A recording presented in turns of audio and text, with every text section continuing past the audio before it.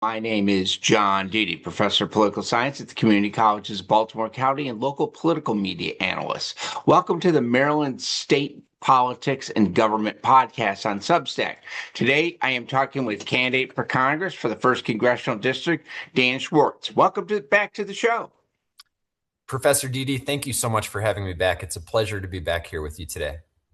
I'm glad to have you talk with me. It's campaign.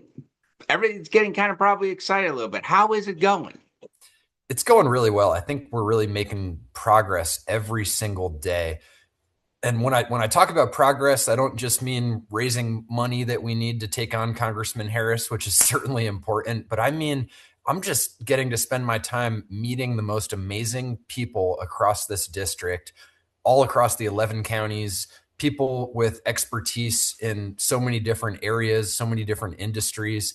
They are helping me to make sure I'm understanding the issues from the experts, because I'm not an expert in much more than my very narrow lane that I worked in for my whole career. And if I can become congressman and have the honor of representing the people here, I'm going to benefit so much from all of these discussions I'm having every day. So that's the progress we're making that I feel most excited about. Every time we show up in small towns or even unincorporated communities like Claiborne out past St. Michael's earlier this week, we were expecting 25 people. We had 60 people. And seems like people are hearing a lot more about the campaign. They're excited to come out and vote in the primaries on June 23rd. And they know that we really got to get together and focus as hard as we can on beating Congressman Harris in November. You did have some big news last week in the campaign. You got Congressman Jamie Raskin's endorsement. How did that go down? How do you feel about that for the campaign, et cetera? Yeah, so that was one endorsement that we got. Also got Governor Wes Moore's endorsement. Both of those endorsements are really an honor to receive. As someone who spent his career working in and around government, working on behalf of state employees from all 50 states, writing comment letters to Congress or to state agencies or federal agencies, trying to get the attention of people in power. It means a lot to me to have these guys supporting my campaign, because, I think they can tell that we are doing the work necessary to beat an 8-term incumbent who's the chair of the Freedom Caucus. They know how important that is, that we all get together across the Democratic Party, and even outside of the Democratic Party. People like Wayne Gilchrist, our former congressman, endorsed me. He was one of the first endorsements I received, and one of the most meaningful. But specifically to answer your question about how that went down, Congressman Jamie Raskin very graciously has taken the time to come out to my district when Congressman Harris won't. I mean, this is Congressman Harris's district, but we know he won't show up here and speak to people. Congressman Raskin a year ago came to Cambridge and spoke at a middle school down in Dorchester County, did a town hall meeting, and about 1,000 people showed up. I got to ask the congressman a question about how we get more young people here in the district involved in Democratic politics, involved in campaign work. He talked about his Democracy Summer Initiative, which gives opportunities to students starting at like high school juniors, seniors, 16 plus, college students. There's really no age limit. If you're a student, you can participate in Democracy Summer. And 1,000 students participated last year. They're already up to 2,500 students this year. And along with his endorsement, I was able to become an official partner of the Democracy Summer Initiative, which is kind of a full circle moment for me. Because when I asked that question about getting young people involved, he talked about Democracy Summer down in Cambridge. And I'm just so excited that now I can give these energized young people down at Salisbury University or Washington College or Harford Community College opportunities to come out and knock on doors this summer, help us with events, do other campaign work, and in the mornings get lectures from really smart people like Heather Cox Richardson. It's a wonderful opportunity. Folks receive a stipend for their time and their efforts, and the costs are split between my campaign and the Raskin campaign. So that really an honor to be endorsed by someone who's a fighter for Maryland. And I had the pleasure of working for his wife, Sarah Bloom Raskin. She's also a fighter for Maryland. I worked for her briefly when she was the commissioner of the Maryland Office of Financial Regulations, one of the 50 commissioners that I answered to in my career. And that was before she went on to the Federal Reserve and Treasury. So to have the support of Congressman Raskin and also Sarah Bloom, I really believe they're the kind of dedicated public servants that our young people can look up to when they think about public service. Service is an important thing. I agree with in getting involved. And one of the issues that's come up recently regarding public service and serving is the issue of redistricting and the fact that you've got all these states now looking to redraw for one district, including the state of Maryland. How do you feel about this whole redistricting situation for the state of Maryland, and what can be done nationally as far as dealing with this situation? Do we need national legislation? Do we need just everybody to kind of behave and disarm? What's your thoughts? Well, we're in a horrible situation right now, thanks to the Supreme Court. And I think we have 5 Republican states looking at emergency legislation or delays to their primaries that they'll achieve in other ways to allow them the time to redraw their districts, to eliminate seats that are Democratic seats in minority population areas. The Supreme Court has really shot our country in the foot here in terms of having free and fair elections. So as you noted, this has been a topic of discussion in Maryland, and I think it was certainly a fight worth fighting.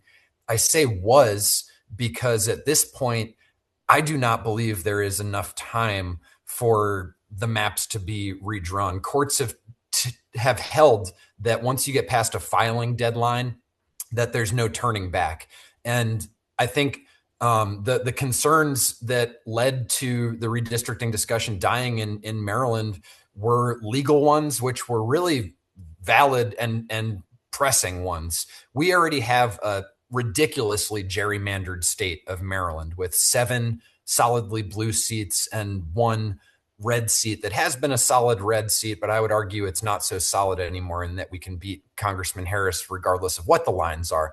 But part of that 7-1 balance is the real risk that if it gets exposed to legal challenge, that we could lose congressional seats here, and we could end up with a 6-2 map potentially. I do think that if the state legislature was to get to work on it as soon as they can, either through a special session that's called now, or if they take this up first thing in next year's session and put it in front of the people of Maryland for a referendum and allow them to vote on it, that would be the best way to achieve new lines in 2028. But I do think having new lines right now in Maryland, when the ballots are going to be mailed out to people May 11th, I don't see how that's possible. We're looking at a 5-day window here for some sort of action, and that would certainly be challenged in courts, and a judge is going to look at that and say, you've given me 5 days here. So I don't think we have a real chance at new lines, which would help us beat Congressman Harris in this cycle. I think from the very beginning of this discussion, my team has just kept our foot on the gas and made sure the powers that be know we are ready to take on Congressman Harris no matter what the lines are. But at the national level, the Democrats are the only ones who are trying to put a stop to this, and we need to put a stop to this. Redistricting should be in the hands of independent state commissions. There are several active pieces of legislation in the House that would seek to do that, or move us in that direction. And I would certainly be supportive of legislation like that when we flip the House. But right now we're in a very unfair fight, and we need to keep all options on the table across the country. And there are states where we have more time before their primaries, and we have more seats to pick up than just one. And I think our focus should remain on those states right now. One thing that has changed politically a lot since the last time we talked about is Iran. War gets started. We are at war. What's your thoughts about kind of how we got into this thing, and what do you think the United States should do at this point as far as dealing with this crisis? Well, we got into this thing because our government and all three arms of it have been taken over by the president, who listens to no one. His own generals, his own vice president said that this was a horrible idea.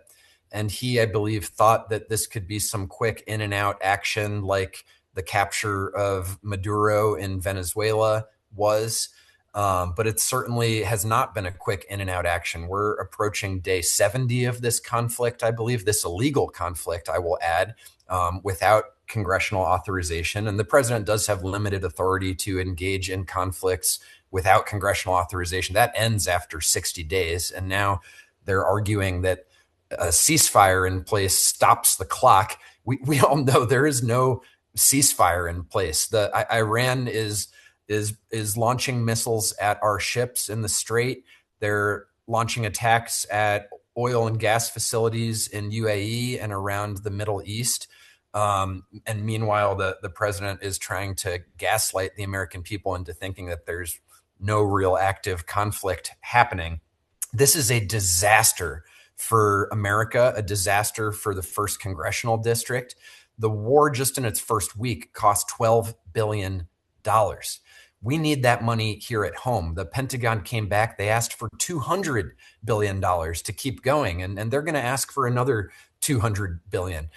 For just that $12 billion that the first week of the war cost, every American of any age could enroll in Medicare for a year and be covered for a year. That's approximately what it would cost. Or we could build a bunch of the rural hospitals that, thankfully, we have one coming, part of the University of Maryland health system, in 2028. But we need 150 bed, 140 bed hospitals like that in so many parts of this country that are healthcare deserts. And we're bankrupting our countries, we're bankrupting our communities in illegal, never-ending wars that are also creating horrible energy crises here at home. The cost of gas, the cost of diesel is crippling small businesses, farmers, and working families here in this district. And this administration has no idea how they're going to get out of it. And Congressman Harris has been doing nothing to hold this administration accountable for their decisions.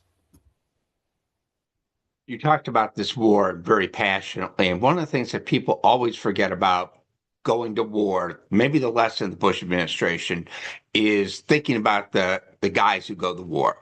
How will you be better on veterans issues than Congressman Harris is? Because sooner or later, you're going to have people come back from this thing in a very different situation than when they went into it. And oftentimes, veterans get disregarded, by the government when these actions occur.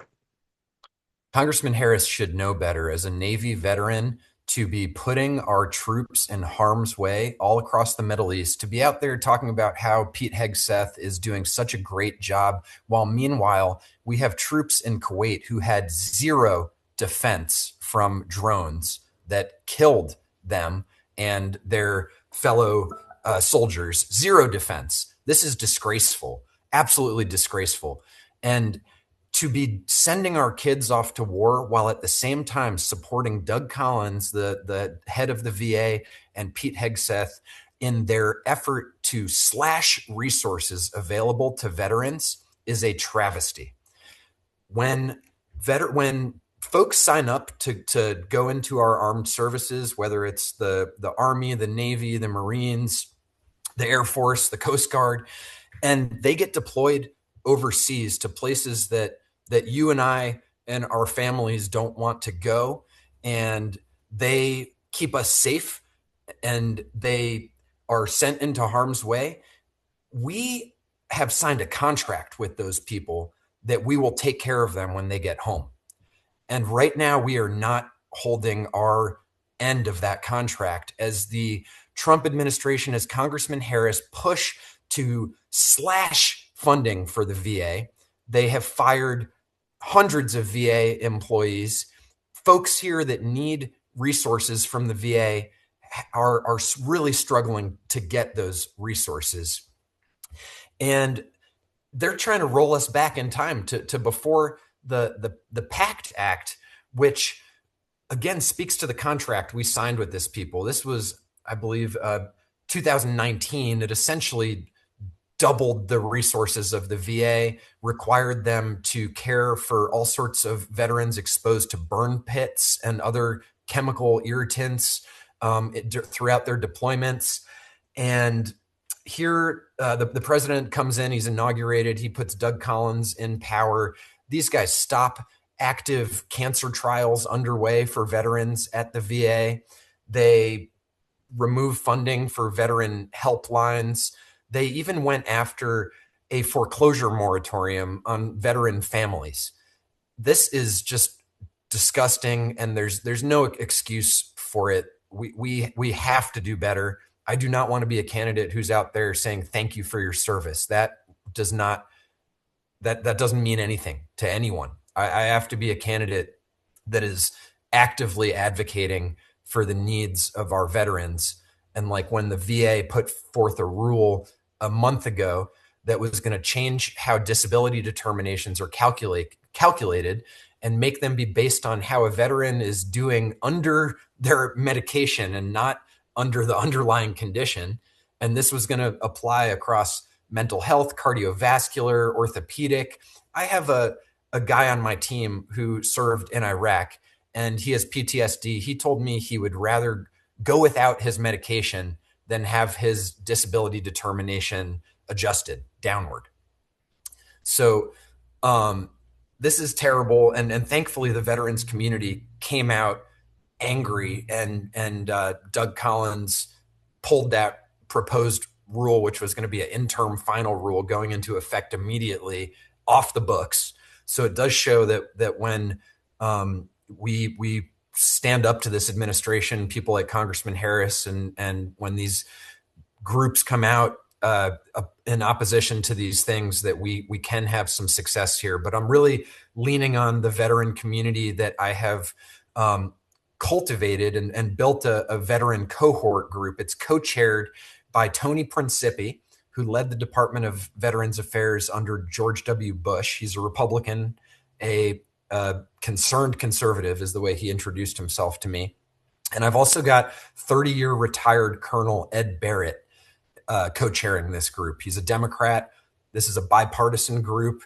I've got Vietnam veterans, Iraq veterans, Desert Storm veterans who are lending their insights and expertise to this group, and I want to make sure I'm working for them. One of the big issues that has occurred because of this war is the dramatic increase in fuel prices. In part, one of the reasons that Spirit Airlines went out of business, the fact that we're not at $5 yet, but we're getting too close to $5 gas. And what can be done to kind of how would you try to alleviate this problem if you were elected to Congress? Is this about basically we just got to get the hell out of this situation or find a way out? Good question. I fear, unfortunately, that these high gas prices and high diesel prices will be with us for years to come because of the decision making of this administration, because of the damage done to infrastructure across the Middle East. We're shooting ourselves in the foot. We're shooting our communities in the foot at a time when the cost of living across all other categories, food, healthcare, everything is getting more expensive. Half the emails that I get in my campaign inbox are about utility costs, which are crazy for Marylanders, especially here on the Eastern Shore where we import our energy. And here we have Congressman Andy Harris doing nothing to solve these issues. In fact, taking the opposite approach. We need an all hands on deck approach to energy right now, where we need oil and gas, we need sustainable energy of all kinds. And Congressman Harris is trying to cancel the Ocean City Wind Project, which we know it's not going to be an immediate solution to our energy woes in the state of Maryland, but it's going to bring some energy. It's going to bring jobs. It's going to bring infrastructure investment to the state. And here he is trying to cancel that and supporting the Trump administration and doing things like paying a $1 billion fine to a French company to cancel a sustainable energy project up in New York State. So we need an all hands on deck approach to energy right now. And we need to view affordability and how we address the affordability problems as a really broad ranging crisis that requires a multifaceted approach. I think it starts with not engaging in illegal wars around the world without allies. The Iranian regime, obviously an evil regime, but here we have replaced it with an even more hardline one. We haven't solved the nuclear issue. We've done nothing. We've created an energy crisis. We've ostracized our allies around the globe. We, beyond just getting out of illegal wars, need to have some common sense economic policies here in this country. So we have to stop and unwind the mess and the damage of these tariffs, which are adding $1,000 to $5,000 to the average costs for every American family this year. We have to look at the tax code, which gave permanent cuts to billionaires and did nothing for working families. Anything that it did for them was temporary. Anything it did for billionaires was permanent. And then we have to reverse the damage that the big, beautiful bill did to our communities, going after critical programs and services like Medicaid in a district like mine, where 1 in 4 people rely on Medicaid and half of them are kids.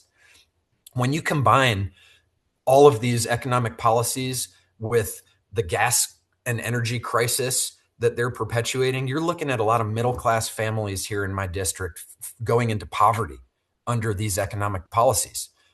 We have to flip the house. We have to get these guys out. We need some economic policies that don't change on a weekly basis.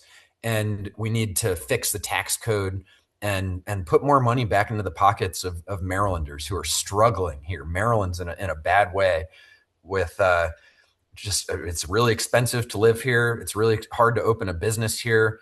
And we're losing more people than we're gaining right now to other states. People here are struggling, and this federal government that we have is making it so much worse.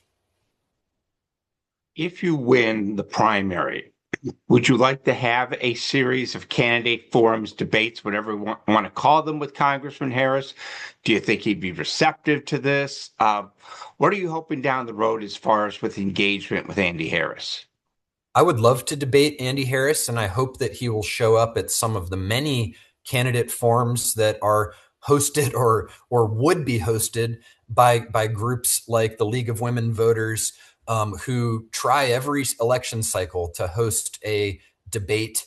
I believe in the last cycle, Congressman Harris made a big show about making sure the Libertarian candidate is invited and has a place on stage, and then the Libertarian candidate didn't even show up. He did debate Heather Mizor once. I don't think he ever showed up and debated Blaine Miller in 2024. I expect that I'll get one opportunity at least to debate him, and I really look forward to it. We know he simply does not show up and engage with voters here in this district, despite this district only being 90 minutes from the United States Capitol, which makes it so ridiculous that his last town hall meeting in person was 3 years ago. And I'm sure you've, in your work as a professor in this district, have probably joined some of his telephone town halls that he holds maybe a couple times a year. They're 30 minutes long, and you get 30 minutes notice before it happens. And then you have to listen to him argue with voters, put down women, put down scientists. That is not engagement. And I've committed that if I get elected to Congress, I will hold monthly town hall meetings across this district open to everyone, Democrats, independents, Republicans, because if I'm elected to serve the people here, I have to represent everyone here. Congressman Harris, for a long time now, has believed that he only represents the furthest extremes of the Republican Party and the president as the chair of the Freedom Caucus. And I have to represent everybody. A good congressman like Wayne Gilchrist, who people remember here, he represented everyone. That's why he got reelected time and time again. I want to take us back to those kind of politics. Last question is, who are your political North Stars? The people that you admire, people you'd love to follow in their footsteps as far as going forward, or opinions you've had in the past about people that you really respect? I'm going to keep talking about my good friend Wayne Gilchrist. This guy was a Republican. I believe he did change his party registration a few years ago because the Republican Party does not fit people like him anymore. But so Wayne, he served this country on the battlefield. He was a platoon leader in Vietnam, awarded the Bronze Star. He came back and he served our youth in the classroom as a teacher, a high school teacher. The way he tells it, it was his kids who got him elected to Congress, working on his campaign. And when he was in Congress, he co-founded the Congressional Climate Change Caucus as a Republican. And he founded something called the Dialogue Caucus, excuse me, which was about engaging in diplomacy with our adversaries, something that is just lost right now as we've hollowed out our diplomatic corps and are certainly not respecting diplomacy in any way. And Wayne got elected time and time again, not because he had an R or a D behind his name. It was because he showed up and he listened to people. He fought for the Chesapeake Bay. He fought for the people here. That's who I really look up to. I really think it's not so much about political party right now. It's about being an American. We're all Americans. And we should all be more like my good friend, Wayne Gilchrist, I think. Thank you very much again for the time you've taken today with me, and good luck on the campaign trail. Professor Didi, thank you so much for everything that you do. And I look forward to coming back again post-primary. Sounds great. Look forward to booking it. Take care.